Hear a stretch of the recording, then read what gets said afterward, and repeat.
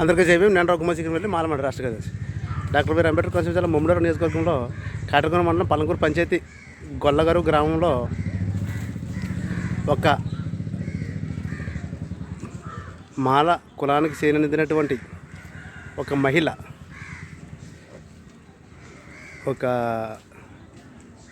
హాస్పిటల్లో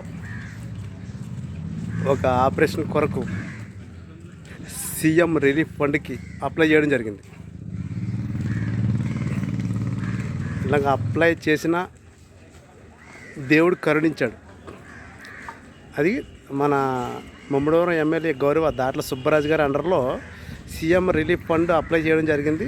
relief fund కూడా sanction అయ్యే అవకాశాలు ఉన్నాయి. సీఎం రిలీఫ్ ఫండ్ దేవుడు కరుణించాడు.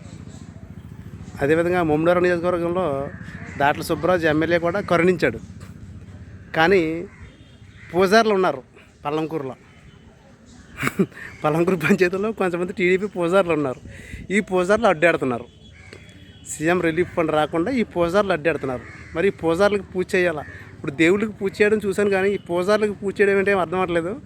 సరే చూద్దాం, ఈ CM relief fund release అవద్దా?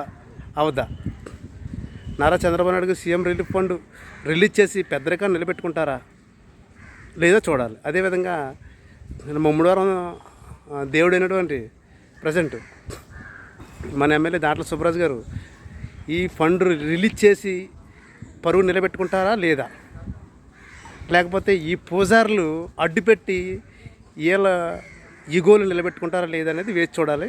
Next మళ్ళీ ఇంకో వీడియో చేస్తాను.